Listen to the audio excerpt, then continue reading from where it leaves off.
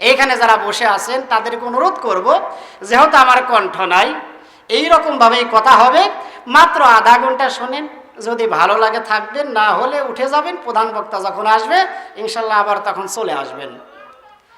আজকে আমাদের জালসার যে অবস্থা, শুধু আজকে এখানেই নয়, বাংলাদেশের প্রত্যেকটা জায়গাতে আজকে জালসার এমন করুণ অবস্থা। এই সামান্যতম একটু জায়গা করা হয়েছে, অথচ এই জোরগাছার মানুষ কম না বেশি? প্রত্যেকটা বাড়ি থেকে যদি একটা করে লোক আজকের এই মাহফিলে আসতো, তাহলে আমার মনে হয় এই যতটুকু জায়গা করা হয়েছে এর চাইতে যদি আরো ডাবলের ডাবল, অর্থাৎ 3 ডাবল জায়গা করা হতো, তারপরেও মানুষ সেখানে ধরতো না। অথচ আফসোস, আজকে আমরা কোরআনের মাহফিলে আসি না। কেন কোরআনের মাহফিলে আসবো? আমরা আসলে আসলে কি হবে সেটাও বুঝতে পারি না। কোরআনের মাহফিলে আসলে পরে লাভ আছে না লস আছে বলেন তো? লাভ যদি থাকে, আগে লাভের হিসাবটা আগে জেনে নেই, কেমন লাভ হবে। আমি আগেই বলছি, একেবারে ভাঙ্গা ভাঙ্গা একটা একটা করে কথা বলে আপনাদেরকে ইনশাল্লাহ চেষ্টা করব বোঝানোর জন্য। দেখেন, কোরআনকে যদি আপনি ভালোবাসেন, আপনার অবস্থাটা কতটা ভালো হবে। আর এই যে আমরা বর্তমান যুগে যেমন চলাফেরা করছি, এই চলাফেরা আসলে কিয়ামতের আলামত।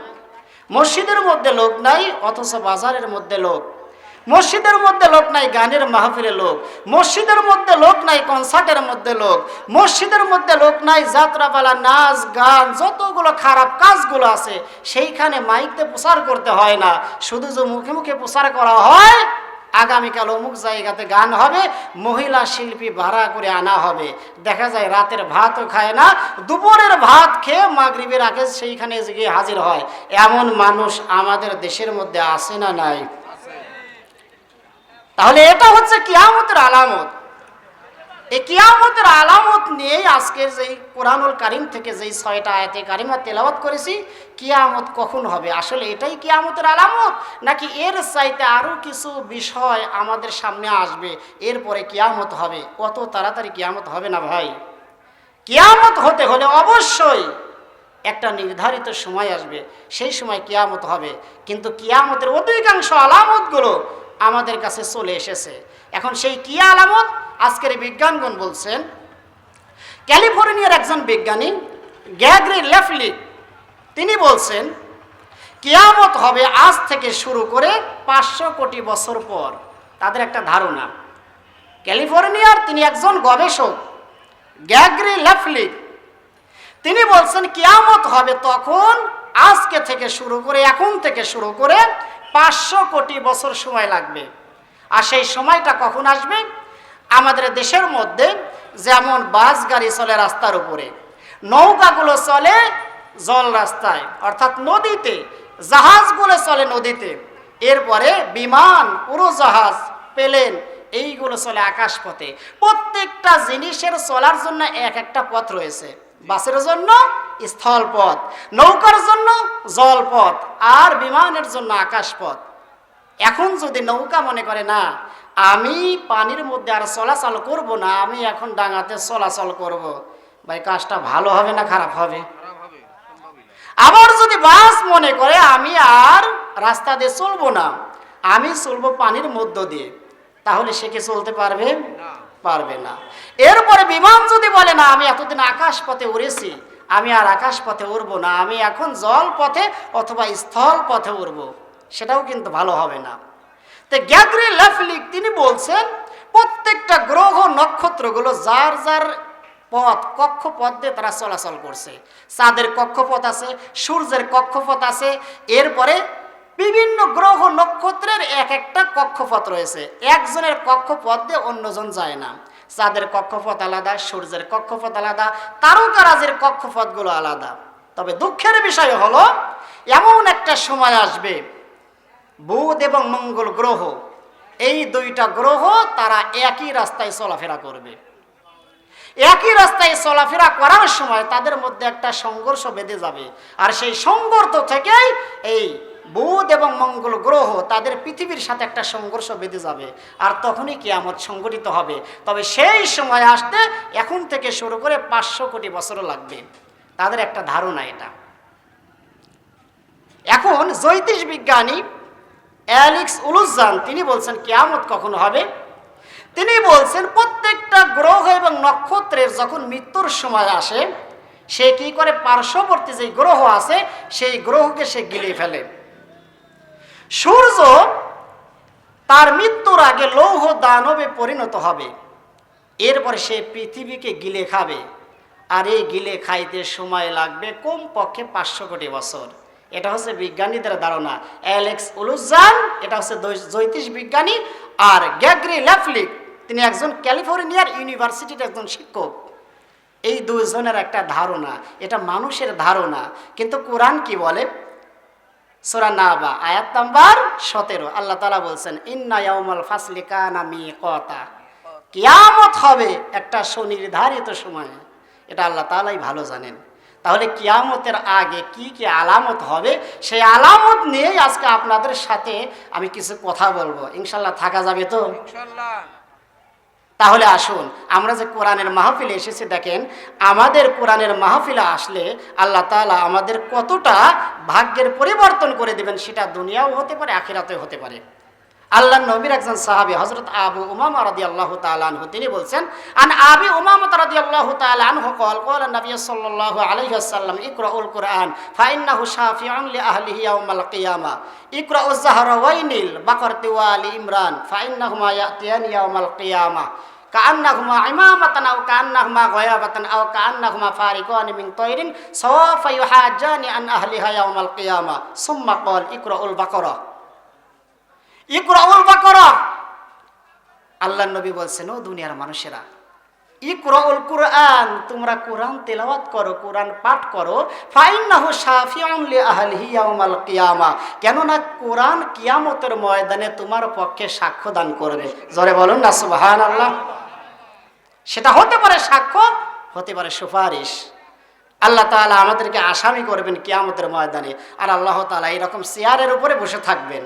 হাদিস শরীফের মধ্যে এসেছে, বুখারী শরীফের হাদিস, আল্লাহর নবী বলছেন ইয়াকবিদুল্লাহুল আরদা ইয়াউমাল কিয়ামাহ ওয়া ইয়াতবিস সামাআ বিয়ামিনিহি সুম্মা ক্বাল আনাল মালিক আইনা মুলুকুল আরদ আইনাল জাব্বারুন আইনাল মুতাকাব্বিরুন আও কামা ক্বালা আলাইহিস সালাতু ওয়াস সালাম। আল্লাহর নবী বলেন, ও দুনিয়ার মানুষেরা, কিয়ামতের ময়দানে আল্লাহ তাআলা এরকম সিংহাসনে বসে থাকবেন, আর গোটা পৃথিবীকে আল্লাহ তাআলা এইরকম হাতের মুঠের মধ্যে নেবেন। গোটা পৃথিবী আল্লাহ তাআলার হাতের মুঠের মধ্যে চলে আসবে। এরপরে আল্লাহ তাআলা কি করবেন? ওয়ায়াত বিসামা বিয়ামিনহি, মাথার উপরে যে আসমান দেখা যায়, এই আসমানটাকে আল্লাহ তাআলা ডান হাতে এইরকম ভাবে পেঁচিয়ে নেবেন। অনেক সময় আমরা একটা গামছা হাতে পেঁচিয়ে নেই, অথবা একটা দড়ি পেঁচিয়ে নেই। আল্লাহ তাআলা এই পৃথিবীকে এইরকম ভাবে ধরার পরে এই আসমানটাকে এইরকম ডান হাতে পেঁচিয়ে নেবেন। এরপরে সবার সামনে বক্তব্য দিবেন, আনাল মালিক, আজকে এই বিচার দিবসের মালিক হচ্ছে আমি। আইনা মুলুকুল আরদ, দুনিয়ার রাজা বাদশারা কোথায়? আজকে আমার সামনে চলে আসো। কোথায় দুনিয়ার রাজা বাদশারা? 2 দিনের সময় দিয়েছিলাম, বিচারক সেজেছিলে, অন্যায়ভাবে মানুষকে হত্যা করেছো, অন্যায়ভাবে মানুষকে জেলে দিয়েছো, অন্যায়ভাবে মানুষকে ফাঁসিতে চড়িয়েছো। আজকে তারা কোথায়? আজকে আমার কাছে চলে আসো। আজকে হচ্ছে আনাল মালিক, আজকে আমি তোমার বিচার করব। আইনাল জাব্বারুন আইনাল মুতাকাব্বিরুন, ওই রাজা বাদশারা কোথায়? ওই আমির উমরারা কোথায়? ওই অহংকারকারীরা কোথায়? আজকে তোমরা আসো, আমি তোমাদের বিচার করব। আল্লাহ হবেন বিচারক, আমরা হব আসামি। আল্লাহ তাআলা আমাদেরকে জিরা করছেন। জিরা করার এক পর্যায়ে আল্লাহ তাআলা বলবেন যে বান্দা, দেখো তো তোমার জীবনে এই কাজগুলো করেছো কিনা। ইকরা কিতাবাক কাফা বিনাফসিকাল ইয়াউমা আলাইকা হাসিবা। আল্লাহ তাআলা প্রত্যেকটা মানুষকে বলবেন, ও আমার বান্দারা, এই যে ইকরা কিতাবাক, তোমার এটা কিতাব, তোমার এটা বই, তোমার এটা ডায়েরি, তোমার জীবনের শুরু থেকে শেষ পর্যন্ত যা কিছু করেছো এইটা তুমি এখন পাঠ করো। কাফা বিনাফসিকাল ইয়াউমা আলাইকা হাসিবা, বিচার করার জন্য আমার প্রয়োজন নাই, তুমি তোমার নিজেই করতে পারবে। ছোট্ট একটা উদাহরণ দিয়ে আমি শেষ করব। একটা ছেলে যখন এসএসসি পরীক্ষা দেয়, অনেক সময় তাকে জিজ্ঞাসা করা হয়, বাবা পরীক্ষাটা কেমন হয়েছে, ভাই পরীক্ষাটা কেমন হয়েছে। তখন ওই বুঝতে পারে পরীক্ষা ভালো হয়েছে নাকি খারাপ হয়েছে। জোরে বলেন কথা ঠিক কিনা? বাবা যতই বলুক আমার ছেলে সারা রাত পড়ে, আসলে সে পড়েছে নাকি মোবাইল টিপেছে নাকি টিকটক করেছে নাকি অশ্লীলতা ছবিগুলো দেখেছে, এটা ও জানে আর আল্লাহ তাআলাই জানে। পরীক্ষার পরে যখন তাকে বলা হয় বাবা তোমার পরীক্ষা কেমন হয়েছে, ওই ব্যক্তি বুঝতে পারবে। প্রত্যেকটা মানুষের আমল নামা যখন সে নিজে পড়বে সে নিজেই বুঝতে পারবে আমি জান্নাতি নাকি জাহান্নামী। এজন্য যেই কোরআনুল কারিমের 6টা আয়াত তেলাওয়াত করেছি, আল্লাহ রাসূল বলছেন মানকর আসূরাতাত তাকবীর আ'আযাহুল্লাহু আন ইফদিহাহু হিনা নাকরা মাখিফাতা আও কামা ক্বালা আলাইহিস সালাতু ওয়াস সালাম। আল্লাহর নবী বলেন, ও দুনিয়ার মানুষেরা, কোনো ব্যক্তি যদি দুনিয়াতে বেঁচে থাকা অবস্থায় সূরা তাকবীর পাঠ করে, তাহলে কিয়ামতের দিন যখন তার আমল নামাটা দেখানো হবে, তার জীবনে যদি কোনো গুনাহ করে থাকে, কোনো পাপ করে থাকে, কোনো খারাপ কাজ করে থাকে, এই সূরা পাঠ করার কারণে কিয়ামতের দিন ওই পাপটাকে ঢেকে দেওয়া হবে। জোরে বলুন না সুবহানাল্লাহ।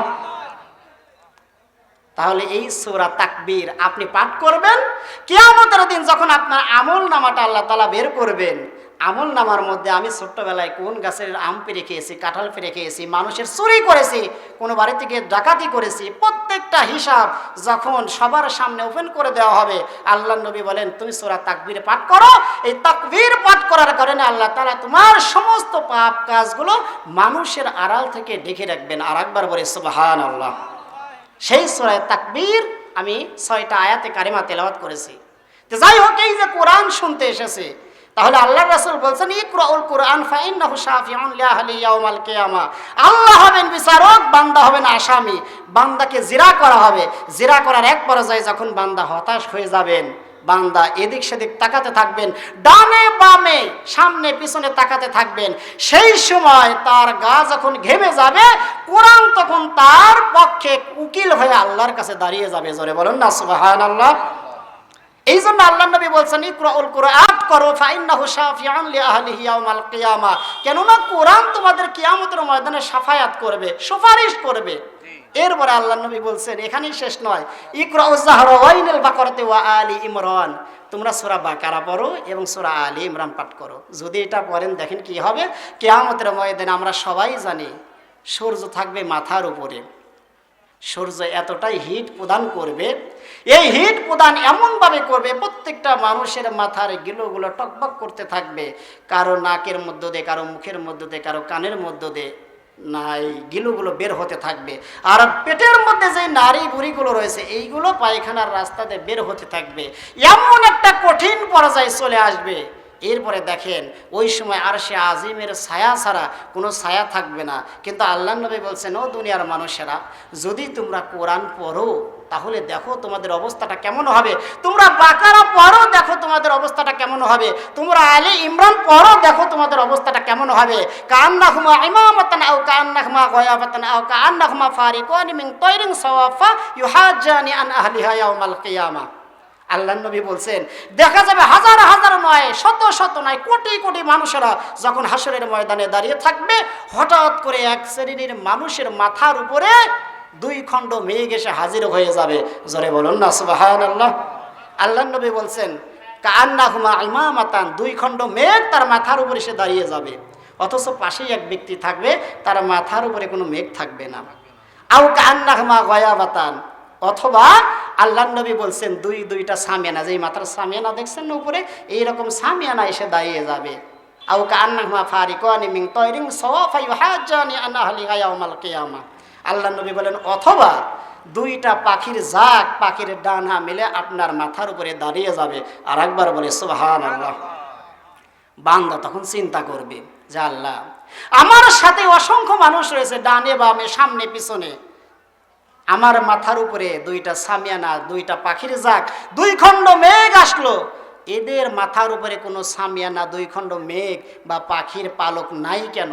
তখন আল্লাহর তরফ থেকে আদেশ আসবে ও দুনিয়ার মানুষেরা, ও আমার বান্দারা, দুনিয়ার বুকে বেঁচে থাকা অবস্থায় তোমরা সূরা বাকারা পড়েছিলে না, তোমরা সূরা আলে ইমরান পাঠ করেছিলে না, আজকে সূরা বাকারা এবং আলে ইমরান পাখির জাক হয়ে তোমার মাথার উপরে ছায়া দান করেছে। জোরে বলুন না সুবহানাল্লাহ।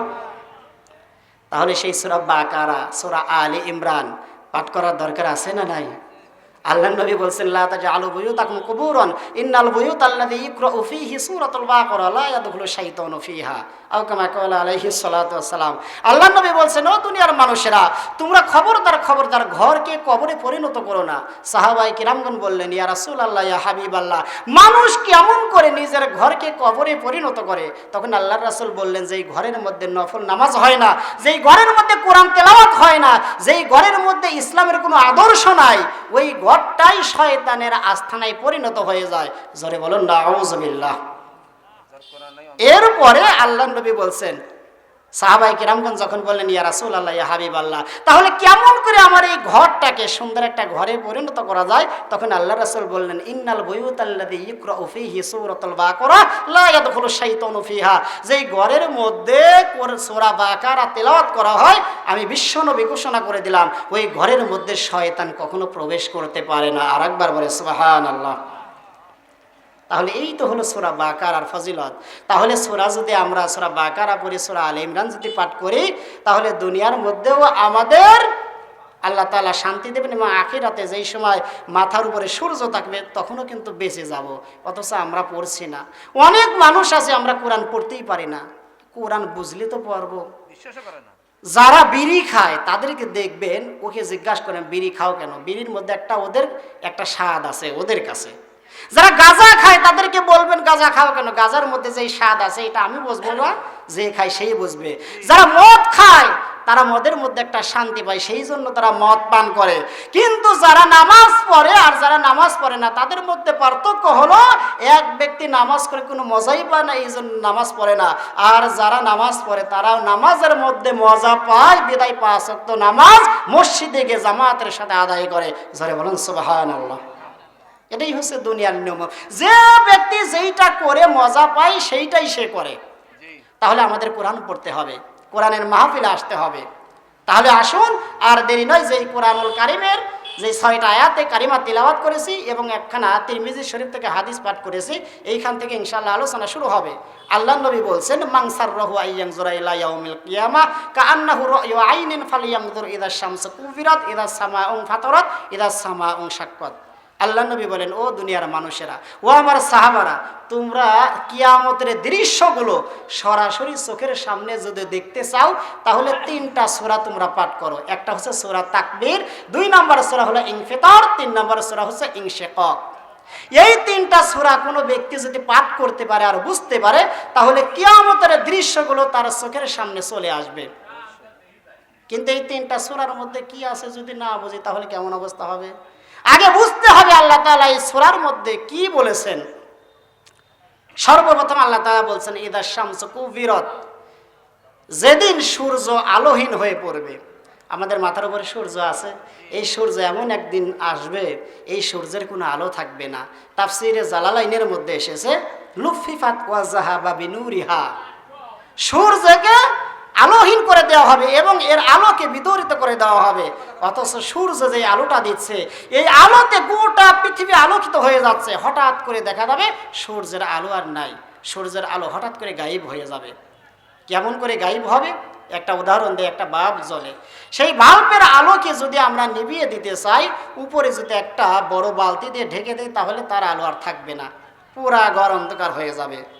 বা একটা জেলার মধ্যে গোটা শহরে বা গোটা এলাকার মধ্যে প্রত্যেকটা বাড়িতে কারেন্ট রয়েছে, বিদ্যুৎ অফিস থেকে যদি সুইচটা অফ করে দেওয়া হয়, গোটা এলাকা যেরকম অন্ধকার হয়ে যাবে, আল্লাহ তাআলা কি করবেন? এই সূর্যের আলোটাকে মুহূর্তের মধ্যে আলোহীন করে দিবেন, আর গোটা পৃথিবী অন্ধকারে ভরে যাবে। অথচ দেখেন, এই সূর্যের আলো আমাদের দিচ্ছে, এই সূর্যের আলোতে আমরা কত কিছু করছি। আমাদের গায়ে যে শক্তি আছে, আজকের বিজ্ঞান প্রমাণ করছে, আমাদের গায়ের শক্তি, সূর্যের আলো যদি না থাকতো, কোনো একটা মানুষ সকালবেলা ঘুম থেকে উঠে সে দাঁড়াতে পারতো না। এই সূর্যের আলো আমাদের গায়ে লাগে, সেই শক্তির সাহায্যে আমরা আজকে দাঁড়িয়ে যাই।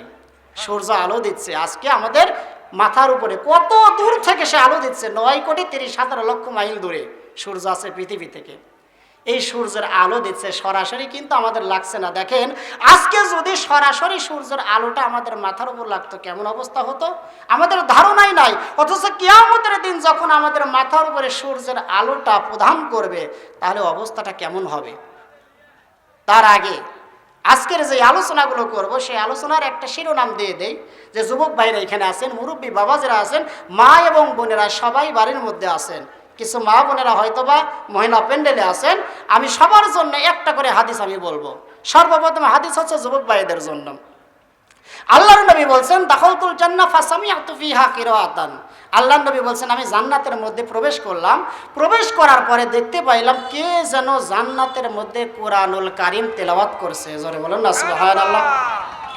জান্নাতের মধ্যে আল্লাহ রাসূল বলছেন আমি জান্নাতের মধ্যে গেলাম, এরপরে দেখতে পাইলাম ফাসামিআতু ফিহা কিরাআতান, জান্নাতের মধ্যে কোন ব্যক্তি যেন কোরআনুল কারীম তেলাওয়াত করে।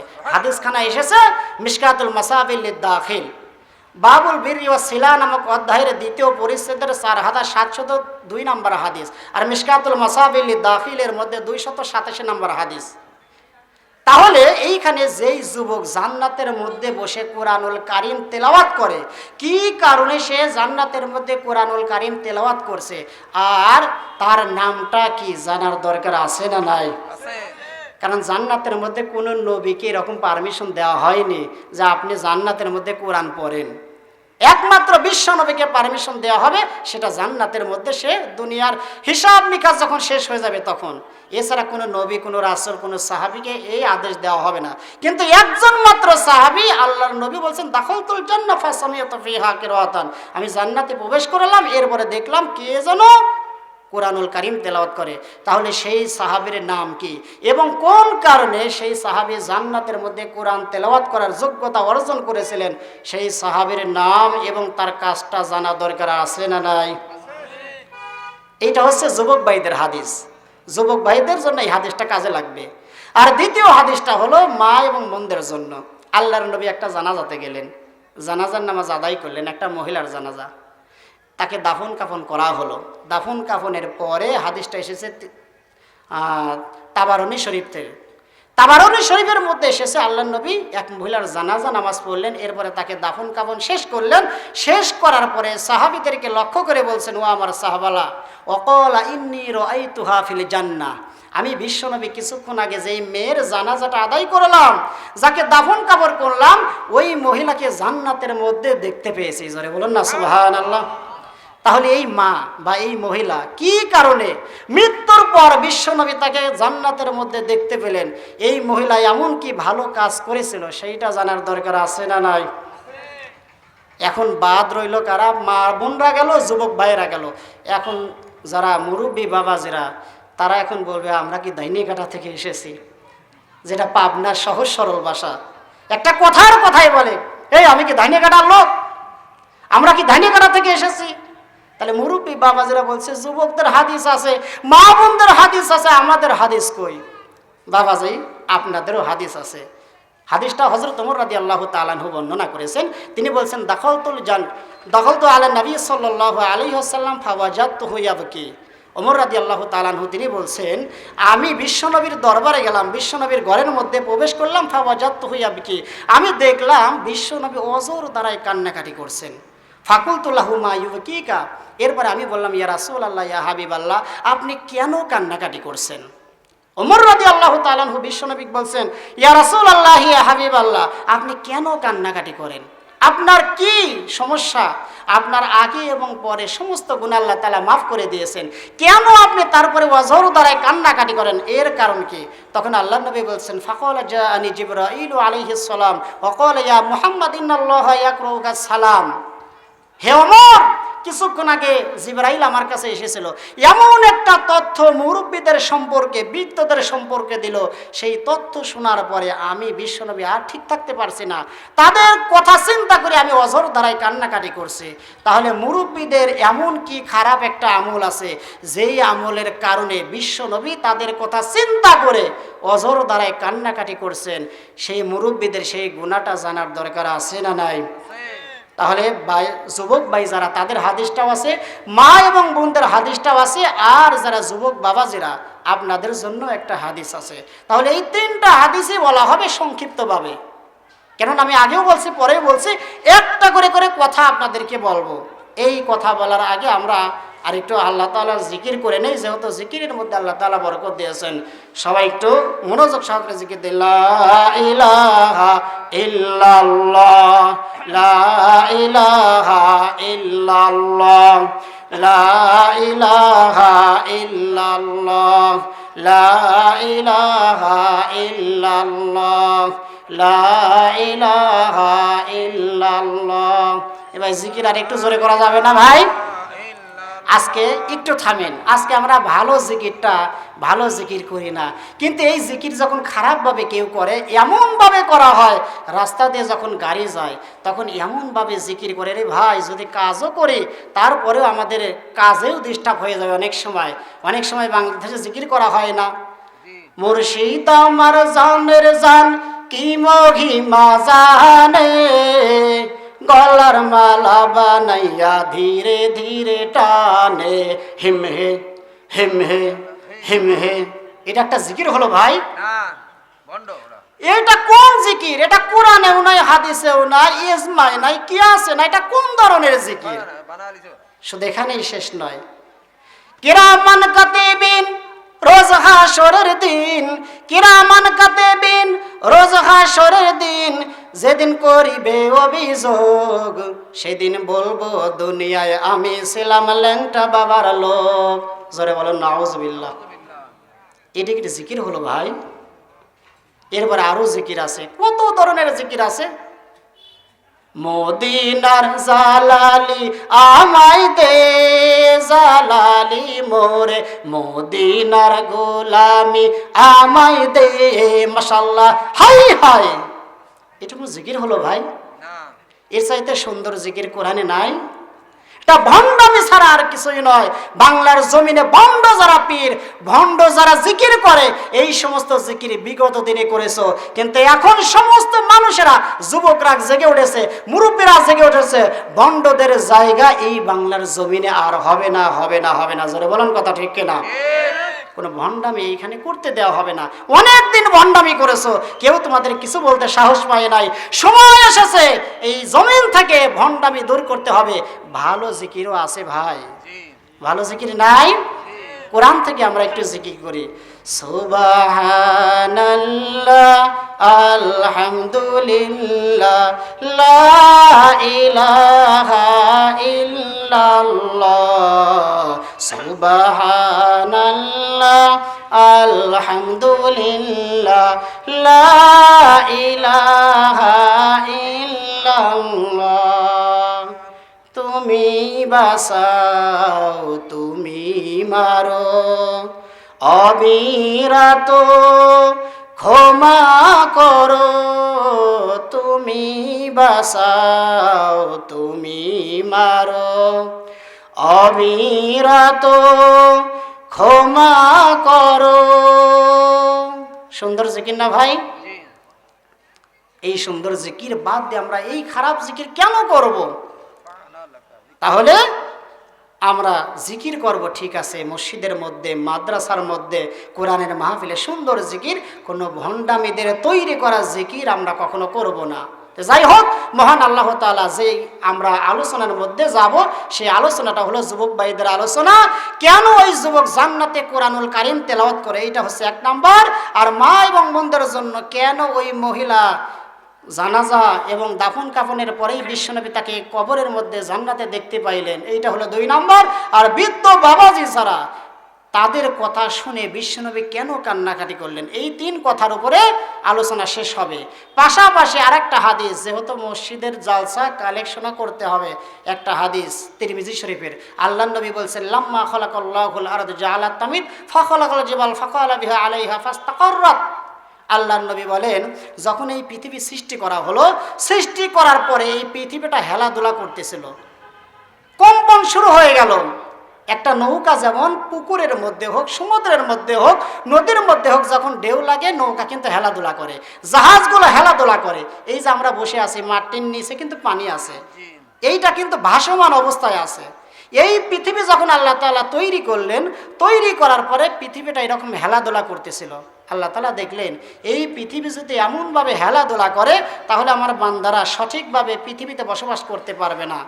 এই জন্য কি করলেন আল্লাহ তাআলা বলেন তার রাসূলের মাধ্যম দিয়ে ফাখলাকাল জিবাল ফাকালা বিহা আলাইহা ফাস্তাকাররাত, এমন একটা বস্তু আল্লাহ তাআলা পৃথিবীতে সৃষ্টি করলেন, সেই বস্তু সৃষ্টি করার সাথে সাথে পৃথিবীর কম্পন বন্ধ হয়ে গেল। জোরে বলেন সুবহানাল্লাহ। তাহলে এমন একটা পৃথিবীতে আমরা বসবাস করতাম যেই পৃথিবীটা হেলাদোলা করতেছিল সৃষ্টির পর থেকেই, কিন্তু আল্লাহ তাআলা এমন একটা জিনিস তৈরি করলেন, সেই জিনিসটা যখন স্থাপন করে দিলেন পৃথিবীর কম্পন বন্ধ হয়ে গেল। এই দৃশ্যগুলো দেখার পরে ফেরেশতারা বললেন ফাকালু ইয়া রব্বি হাল মিন খালকিকা শাইউন আশাদ্দু মিনাল জিবাল, আল্লাহ তাআলা এমন একটা জিনিস তুমি পৃথিবীতে স্থাপন করে দিলে, এই জিনিসটা খুব শক্তিশালী জিনিস, এর চাইতে অধিক শক্তিশালী জিনিস পৃথিবীতে তোমার সৃষ্টি জগতের মধ্যে আছে কিনা বলেন। তখন আল্লাহ তাআলা তার রাসূলের মাধ্যম দিয়ে জানাই দিলেন হ্যাঁ, এর চাইতে শক্তিশালী জিনিস পৃথিবীর মধ্যে আমি আল্লাহ তাআলা সৃষ্টি করেছি। তাহলে সেই জিনিসটার নাম কি, যার কারণে আজকে আমরা স্থিরভাবে এইখানে বসে আছি। যদি আমরা সেইটা তৈরি করা না হতো, স্থিরভাবে বসে থাকতে পারতাম না, রাস্তা দিয়ে চলাফেরা করতে পারতাম না, মুহূর্তের মধ্যে পৃথিবী উলট পালট হয়ে যাইতো। তাহলে সেই জিনিসটার নাম কি সেটাও আমাদের জানতে হবে, যেহেতু কালেকশন করতেই হবে। এরপরে কালেকশনের আর একটা হাদিস, আল্লাহ নবীর একজন যুগে, বিশ্বনবীর যুগে একজন বান্দা আসলো, নাম হচ্ছে সালাবা। এসে বলছেন ইয়া রাসূলুল্লাহ ইয়া হাবিবাল্লাহ, আমার জন্য আপনি দোয়া করেন যাতে আল্লাহ তাআলা আমার ধন সম্পদ বাড়িয়ে দেয়। বিশ্বনবী বললেন আমালাকা ফি রাসূলিল্লাহি উসওয়াতুন হাসানা, ও সালাবা তোমার দেহের মধ্যে বিশ্বনবীর আদর্শ নাই? ওয়াল্লাযী নাফসি বিয়াদিহি লাউ আরাদাত আন তাসিরাল জিবাল মা'য়া যাহাবান লাসারাত, আমি বিশ্বনবী যদি উহুদ পাহাড়কে বলি উহুদ পাহাড় তুই আমার জন্য সোনা হয়ে যা, আমি বলতে দেরি হবে, উহুদ পাহাড় সোনায় রূপান্তরিত হতে দেরি হবে না। জোরে বলেন সুবহানাল্লাহ। আল্লাহ নবী বললেন সালাবা তুমি কেন বড়লোক হওয়ার চিন্তা করছো? আমি বিশ্বনবী খালি উহুদ পাহাড়কে একবার বলবো উহুদ পাহাড় তুই আমার জন্য সোনা হয়ে যা, শুধু সোনাই হবে না, একটা মানুষ যেমন একটা মানুষের পিছনে হাঁটে, উহুদ পাহাড় স্বর্ণে রূপান্তরিত হয়ে আমি বিশ্বনবীর পিছনে হাঁটা শুরু করে দেবে। আর একবার বলে সুবহানাল্লাহ। কিন্তু আমি করি না, আমি এসেছি দুনিয়াতে আমার গুনাহগার উম্মতকে জান্নাতি মানুষ হিসেবে তৈরি করার জন্য। আমি দুনিয়াতে আসি নাই বড়লোক হওয়ার জন্য, ধনী হওয়ার জন্য আসি নাই। এরপরে সালাবা বলছেন না আপনি আমার জন্য দোয়া করেন। তখন আল্লাহ রাসূল দুহাত তুলে দোয়া করলেন আল্লাহুম্মা রযুক সালাবা হাক্কান, হায় আল্লাহ সালাবাকে তুমি ধন সম্পদ দিয়ে দাও। আল্লাহ তাআলা সালাবাকে এত ধন সম্পদ দিলেন, কিতাবের মধ্যে এসেছে তার একটা বকরি ছিল, একটা বকরি কেনার পরে সেই বকরির পাল এত বেশি হয়ে গেল যে তার খোয়ারের মধ্যে আটে না, ঘরের মধ্যে আটে না। সর্বশেষ তিনি ঘর ছেড়ে পাহাড়ের পাদদেশে গিয়ে আশ্রয় নিলেন যে এই বকরির পাল এত বেশি, এত বকরি দিয়ে আমি কি করব। তা আল্লাহ রাসূল দোয়া করেছিলেন, বকরি অসংখ্য লক্ষ লক্ষ বকরি তার হয়ে গেল, কিন্তু শেষ পর্যন্ত তার অবস্থাটা কেমন হয়ে গিয়েছিল, এইটাই হচ্ছে কালেকশনের হাদিস। যে শেষ পর্যন্ত বিশ্বনবী দোয়া করলেন এতগুলো ছাগলের পাল হলো, পাল হওয়ার পর তার জায়গাটা জান্নাতে হবে নাকি জাহান্নামে হবে, এটাই হচ্ছে কালেকশনের হাদিস। তাহলে কালেকশনের দুইটা হাদিস, যুবক ভাইদের জন্য একটা হাদিস, মা বোনদের জন্য একটা হাদিস, আর বৃদ্ধ বাবাজিদের জন্য একটা হাদিস। এই তিনটা হাদিস বলেই আমরা ইনশাল্লাহ আমার কথাগুলো শেষ করে দেব। তাহলে সর্বপ্রথম যে আয়াতে কারিমাটা পাঠ করেছে, আল্লাহ তাআলা বলছেন ইদা শামসু কুবিরাত, যখন সূর্য আলোহীন হয়ে যাবে। আলোহীন হয়ে যাবে কেমনে? আল্লাহ তাআলা বলছেন লুফিফাত ওয়া যাহাবা বিনুরিহা, এই সূর্যের আলোকে আল্লাহ তাআলা কি করবেন? একেবারে ঢেকে দিবেন এবং আলোকে বিদরিত করে দিবেন। এই সূর্য মাথার উপরে আছে। আজকে এই সূর্য কিন্তু আমাদের সরাসরি আলো দিচ্ছে না। আজকের বিজ্ঞান বলছেন এই সূর্যের আলো সরাসরি আমাদের কাছে আসে না। এই সূর্যটা উপরিভাগের একটা তাপমাত্রা আছে, সেই তাপমাত্রা হলো 5600 ডিগ্রি সেলসিয়াস। জোরে বলেন না আল্লাহু আকবার। যদি 40 ডিগ্রি সেলসিয়াস হয়, আপনি রাস্তায় বের হন তো 50 ডিগ্রি সেলসিয়াস যদি তাপমাত্রা হয়, আপনি একটা রাস্তায় বের হয়ে দেখেন। আমার মনে হয় 100 ডিগ্রি সেলসিয়াস তাপমাত্রা যদি কোনো দেশের মধ্যে হয়, কোনো মানুষের পক্ষে সম্ভব হবে না সে রাস্তা দিয়ে বের হইতে, কেউ পারবে না। তাহলে সূর্যের তাপমাত্রা হচ্ছে 5600 ডিগ্রি সেলসিয়াস, অর্থাৎ 5600 ডিগ্রি সেলসিয়াস। এই এত কঠিন সূর্য আমাদের তাপ দিচ্ছে, তাহলে আমরা বেঁচে আছি কেমন করে? সেই কথাই আল্লাহ তাআলা বলছেন ইদা শামসু কুবিরাত, যখন সূর্যকে ঢেকে দেওয়া হবে। যেদিন সূর্যকে ঢেকে দেওয়া হবে, তাফসীরে জালালাইনের মধ্যে এসেছে লুফিফাত ওয়া যাহাবা বিনুরিহা, একে ঢেকে দেওয়া হবে, আলোকে বিতরিত করা হবে।